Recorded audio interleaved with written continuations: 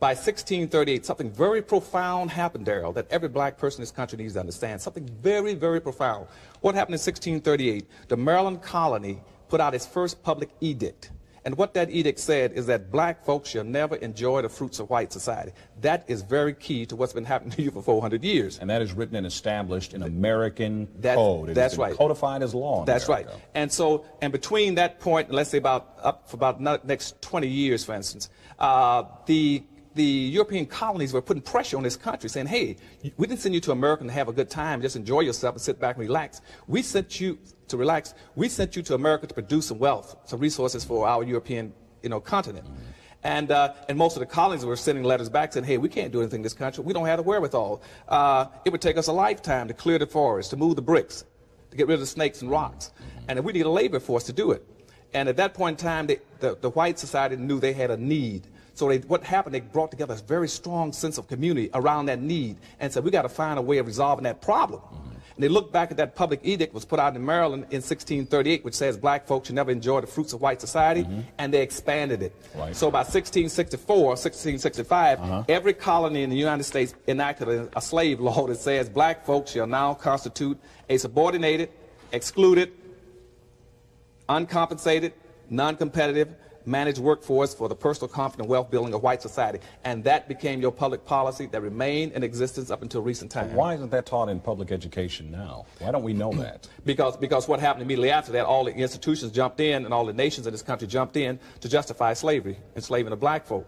And so the religious institutions said, well, we have to base it on something. So they said, let's base it on biblical principles. Saying the Bible that the blacks were offshoot of Ham, so therefore God had decreed that black folks should be enslaved.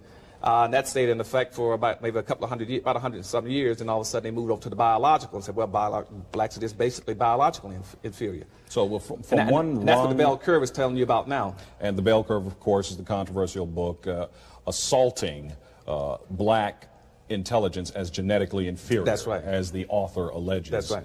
Is the case. That's an extension of that original public policy that was put into place back in the 16th century.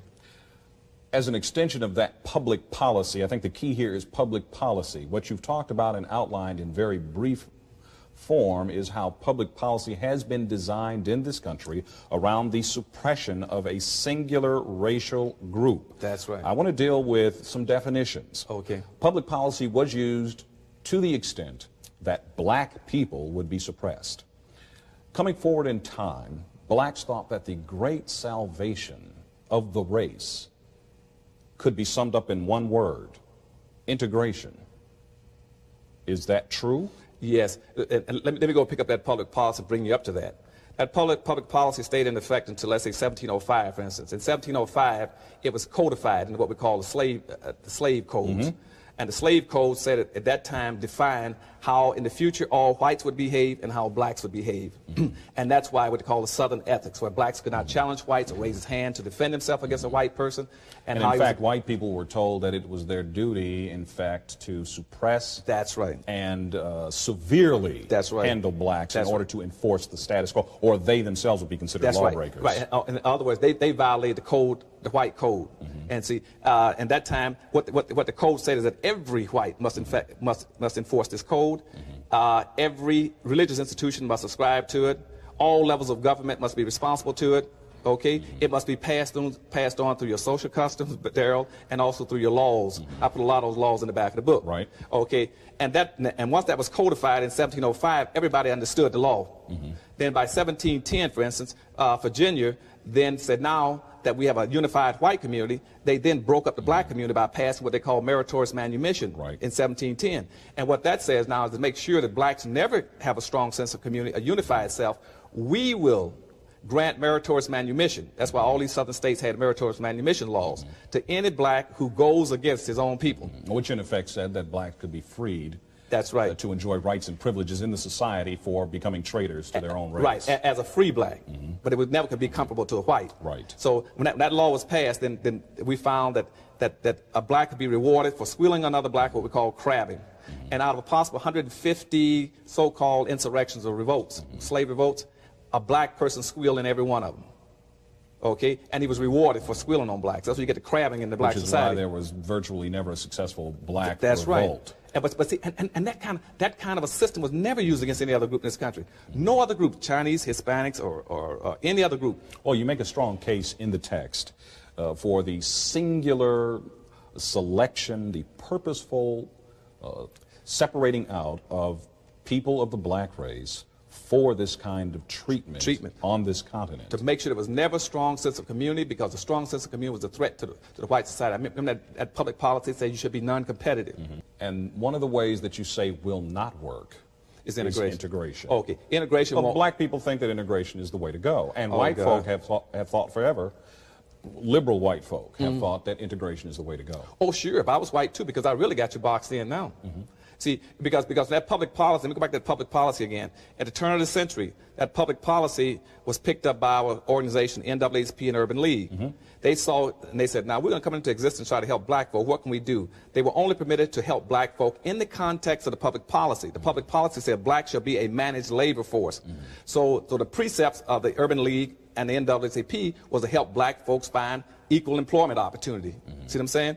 Mm-hmm. And by the mid-1920s, Garvey and somebody said, hey, hold a second, how about some economic? And they said, no, that's out.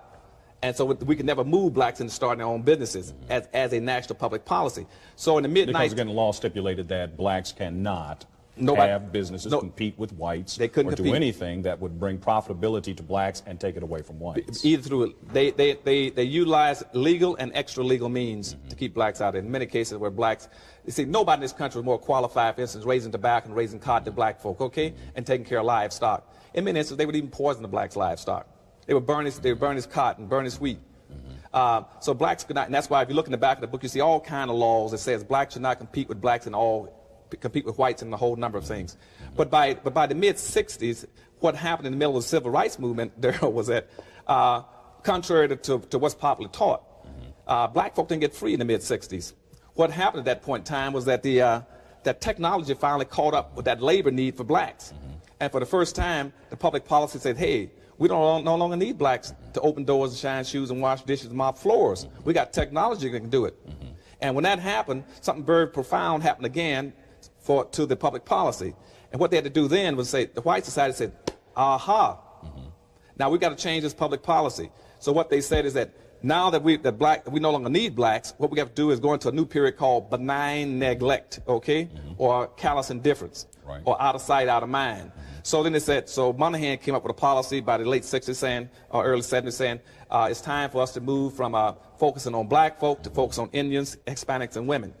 But they also said what we must do in our new public policy is, first of all, make sure that all of our public policies at every level express no guilt for what has happened to black folk. Point one is pivotally important. Point two is that we show no responsibility or obligation to help blacks in any manner, okay, which means affirmative action and anything else. Point three is to make sure nothing is done to transfer that wealth that I told you, that 100% wealth on one side of the sheet over to blacks, that never occurs. And that is what we've been locked into from the mid-60s up to today.